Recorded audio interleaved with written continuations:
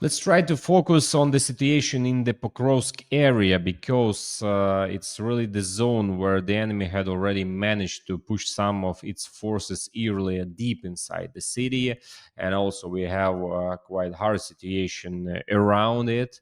So today we'll be talking about Pokrovsk battlefield area, battlefield zone, where Ukrainian troops are trying now and working hard to stabilize and improve the situation, to make it better. So, dear friends, I'm happy to invite you to this YouTube channel where you watch the latest update on Ukrainian battle map situation as of October the 28th. So my name is Vasyl Pekhno. I'm a Ukrainian journalist, and right now I'll be trying to tell you about what is going on Ukrainian front line. Today's main topic, as I said, will be Pokrovsk region as the main topic of the battlefield map review. I invite all of you to watch this review. If you like it, then like it, put and push like buttons. Subscribe to this YouTube channel and leave your comments just below the video. Let's start. So yesterday, the National Guard Corps Azov, the first NGU Azov Corps, which is holding the defense in the Dobropillia direction, reported another attack by large, massive mechanized columns that the enemy launched against our troops' positions. The Azov fighters held their ground, as did the forces operating unmanned systems. All right, let's remove the map. I'll show you. The Azov fighters held their ground, as did the forces operating unmanned systems and other units as well, including mechanized units, specifically elements of the 33rd Mechanized Brigade, the 93rd Mechanized Brigade, who are holding the defense here in this direction. The enemy is attacking in extremely large numbers. They used an unprecedented amount of armored vehicles, 29 units. This is actually one of the largest offensives in recent times. The Azov fighters also point out and emphasize the increase in the number of tanks. As a result, out of 29 vehicles, the enemy lost 15. Among them were 2 tanks, 12 armored fighting vehicles, and 1 passenger vehicle. However, the enemy also managed to deploy some infantry from the vehicles that survived, clearing the areas where these infantrymen landed. The enemy's clearing operation has been ongoing since last night and apparently may even still be continuing today, because this particular assault involving 29 vehicles lasted 6 hours. The location of this direction, the place where the enemy's attacks were aimed, has already become completely traditional. These are the settlements of Shakhove and Vladimyrivka. I'm pulling up the DeepState map to show where these settlements are located. So Shakhove and Vladimyrivka. The enemy is constantly, relentlessly attacking them. Shakhove and Vladimyrivka are already starting to, in this context. You know, it's starting to remind me a bit of Chornobaivka, which at one time was also mercilessly destroyed by various artillery, isn't it? Let's say, for example, the defense forces did the same when the Russians stationed their equipment there during the partial occupation of the right bank of Kherson region. So now in Shakhove and Volodymyrivka, there have already been, at least as far as I can remember, in the last 2 weeks, the 5th or even 6th attack by mechanized enemy columns directed there. In addition, the soldiers of the 92nd Mechanized Brigade, also in the Pokrovsk direction, apparently yesterday they also conducted a very successful hunt for enemy infantry and managed to capture special forces operatives from the GRU of the Russian Federation, the main intelligence directorate of Russia.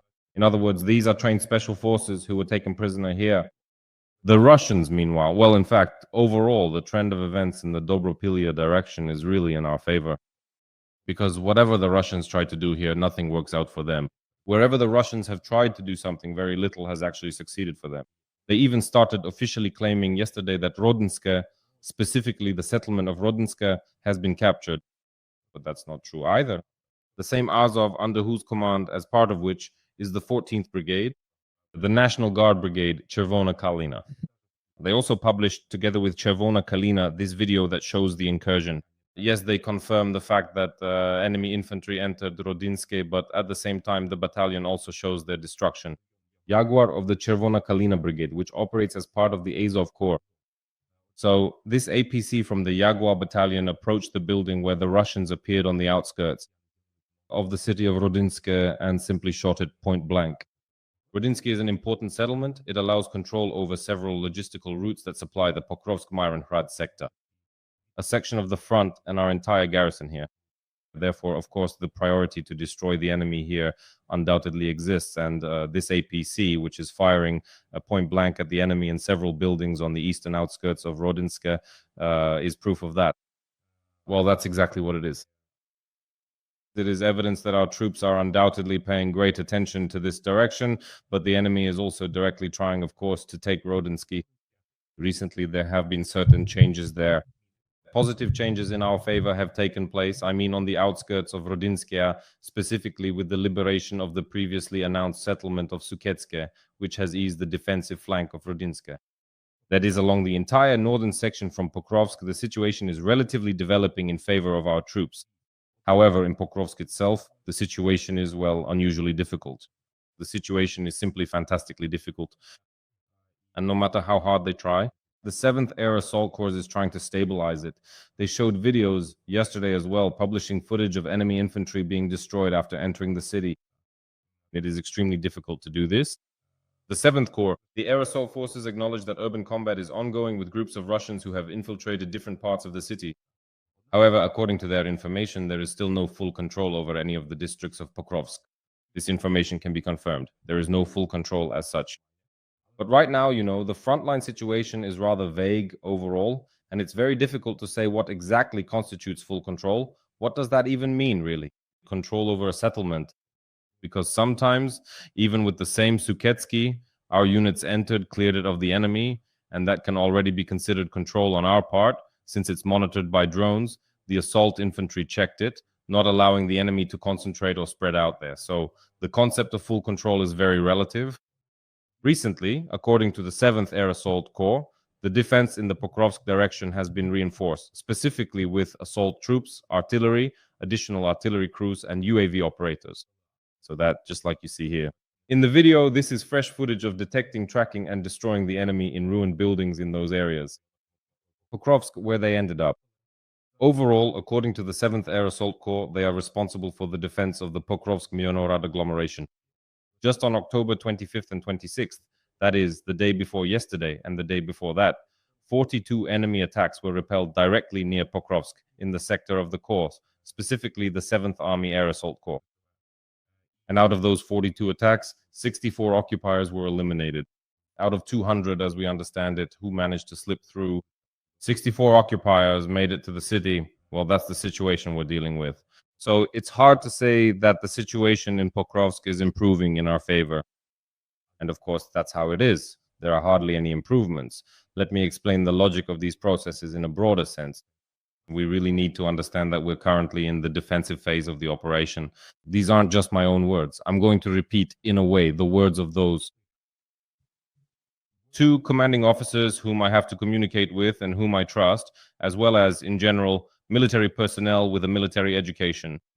So there are two types of combat, offensive and defensive. Right now, in a broader sense, we are conducting a defensive type of combat. However, at times we lack the resources even for that, which is evident, for example, in the Lyman direction, where we are indeed engaged in defensive combat. But instead, what do we see? We see the enemy constantly infiltrating through our lines toward the same settlement of Lyman. And under such conditions of defensive combat, we really lack the resources to maintain a continuous defensive line. And in the absence of our infantry, the enemy infiltrates through these sparse lines of our infantry, and UAVs cannot cover all of this. It's simply unrealistic because, for example, there are landscape features where drones or ground-based systems just can't reach. Robotic ground complex. They simply won't make it there, so we need infantrymen, and we don't have enough of them. So when we lack the resources for defense, as we saw in the case of the battle for Lyman, we often have to resort to offensive tactics instead. That is, every brigade commander, every battalion commander will tell you how often they receive directives, so-called BRs, combat orders to regain lost positions. Regain, regain, regain. Sometimes in these attempts to regain positions, dozens of people are simply lost. And it makes no sense at all. Because with every new wave of attempts to retake that position, the Russians only increase their pressure by sending in more people. And all of this is simply pointless. As a result, instead of sometimes retreating from those disadvantageous positions and, on the contrary, taking up more advantageous lines where we could destroy more of the enemy, because the goal of our army should be to destroy as many enemy forces as possible. The enemy, even more than 1,000 per day now. Yes, by the way, the president stated yesterday in an interview with Axios that the Russians have lost more than 360,000 killed and wounded soldiers this year. And that's roughly the same as the number of mobilized troops they recruit each month and overall the number they've recruited over the year. But obviously, that's not enough. In order to deplete the enemy's resources more significantly, we need to destroy more the enemy. In order to destroy more of the enemy, we need to take better positions and take care of the integrity of our people rather than constantly and relentlessly issuing orders for new assaults and not losing positions or regaining lost positions. In fact, by the way, a recent example from the Lyman direction is the same. When we recently talked about the liberation of the settlement of Torska, saying that the fighters of the 425th Assault Regiment Skelia cleared it and raised the flag there was a lot of skepticism about this action. And they said it was nothing more than a flag planting operation. In fact, the day before, footage had already appeared showing Russian fighters desecrating our blue and yellow flag. They threw it down from Torsk, trampled it underfoot, and even showed the bodies of killed Ukrainian servicemen. I don't know. I'm not claiming that it was exactly the cliff, but the very fact that they were killed there. And what was the cost of this action? Was it a PR stunt or was it a mop up operation?